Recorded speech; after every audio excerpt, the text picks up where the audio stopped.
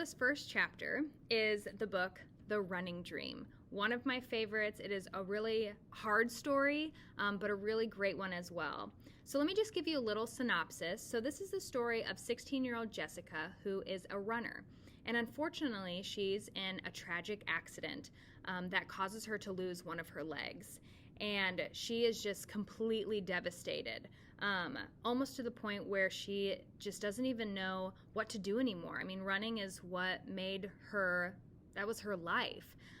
She's able to then meet a friend at school named Rosa, who has cerebral palsy, and the two kind of start to help one another out and realize that there are still some really unexpected opportunities in life when things kind of get off track.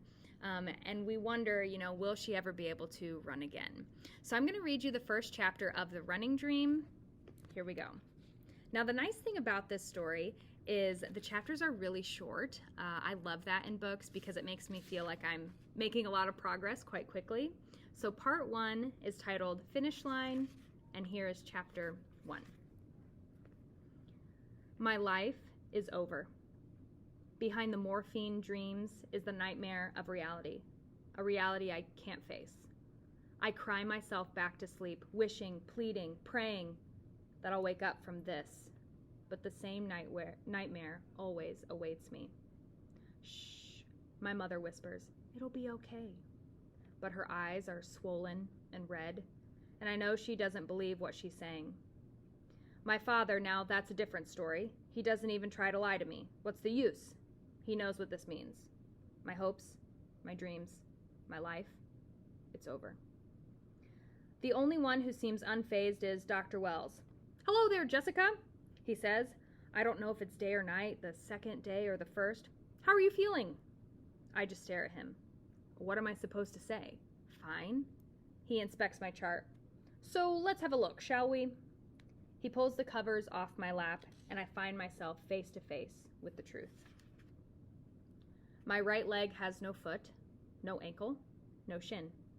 It's just my thigh, my knee, and a stump, wrapped in a mountain of gauze. My eyes flood with tears as Dr. Wells removes the bandages and inspects his handiwork. I turn away, only to see my mother fighting back tears of her own. It'll be okay, she tells me, holding tight to my hand. We'll get through this. Dr. Wells is maddeningly cheerful. This looks excellent, Jessica. Nice vascular flow, good color. You're already healing beautifully. I glance at the monstrosity below my knee. It's red and bulging at the end. Fat staples run around my stump like a big, ugly zipper, and the skin is stained dirty yellow. How's the pain? He asked. Are you managing okay? I wipe away my tears and nod, because the pain in my leg is nothing compared to the one in my heart. None of their meds will make that one go away. He goes on cheerfully. I'll order a shrinker sock to control the swelling. Your residual limbs will be very tender for a while, and applying the shrinker sock may be uncomfortable at first, but it's important to get you into one. Reducing the swelling and shaping your limbs is the first step in your rehabilitation. A nurse appears to rebandage me, and he makes notes in his chart and says, a prosthesis will be in later to reply it. Tears continue to run down my face. I don't seem to have the strength to hold them back anymore. Dr. Wells softens. The surgery went beautiful, Jessica. He says like he's trying to soothe away reality. And considering everything, you're actually very lucky. You're alive. And you still have your knee, which makes a huge difference in your future mobility. BK amputees have it much easier than AK amputees. BK? AK? My mom says.